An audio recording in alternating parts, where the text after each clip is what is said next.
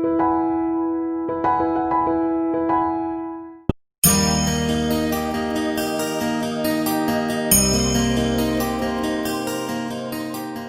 पति पत्नी में तकरार हो गई।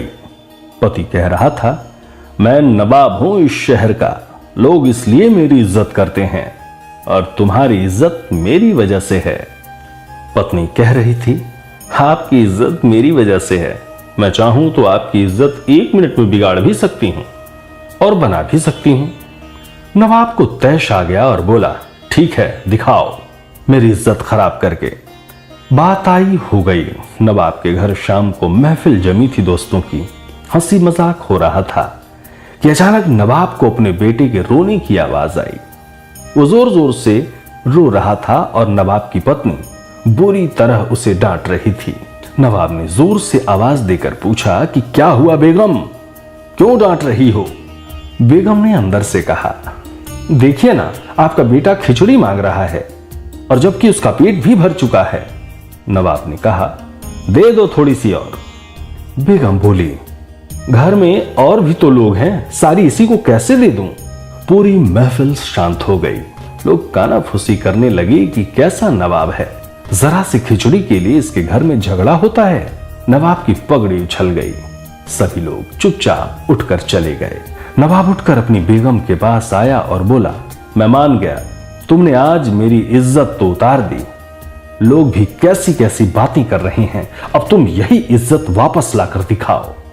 बेगम बोली, इसमें कौन सी बड़ी बात है, आज जो लोग महफिल में थे उन्हें आप फिर किसी बहाने से उन्हें निमंत्रण दीजिए। नवाब ने फिर से सबको बुलाया, बैठक और मौज मस्ती के बहाने। सभी मित्रगण बैठे थे, हंसी मजाक चल रहा था कि फिर वही नवाब के बेटे की रोने की आवाज आई। नवाब ने आवाज देकर पूछा, बेगम क्या हुआ, क्यों रो रहा है हमारा बेटा? बेगम ने कहा, फिर वही खिचड़ी खाने की जिद कर रहा है। लोग फिर एक दूसरे का मुंह देखने लगे कि यार, एक मामूली खिचड़ी के लिए इस नवाब के घर पर रोज झगड़ा होता है। नवाब मुस्कुराते हुए बोला, अच्छा बेगम, तुम एक काम करो, तुम खिचड़ी यहां लेकर आओ, हम खुद अपने हाथों से अपने बेटे को देंगे, वो मान जाएगा और सभी मेहमानों को भी खिचड़ी खिलाओ। बेगम ने जवाब दिया, जी नवाब साहब। बेगम बैठक खाने में आ गई। पीछे नौकर खाने का सामान सर पर रख आ रहा था। हंडिया नीचे रखी और मेहमानों को भी देना शुरू किया अपने बेटे के साथ। सारे नवाब के दोस्त हैरान। जो परोसा जा रहा था वो चावल की खिचड़ी तो कतई नहीं थी, उसमें खजूर, पिस्ता, काजू बादाम, किशमिश, गिरी इत्यादि से मिलाकर बनाया हुआ सुस्वादिष्ट व्यंजन था। अब लोग मन ही मन सोच रहे थे कि ये खिचड़ी है। नवाब के घर इसे खिचड़ी बोलते हैं तो मावा मिठाई किसे बोलते होंगे? नवाब की इज्जत को 4 चांद लग गया। लोग नवाब की रईसी की बातें करने लगे। नवाब ने बेगम के सामने सिर झुकाया और जिस व्यक्ति को घर में इज्जत हासिल नहीं, उसे दुनिया में कहीं इज्जत नहीं मिलती। सृष्टि में यह सिद्धांत हर जगह लागू हो जाएगा।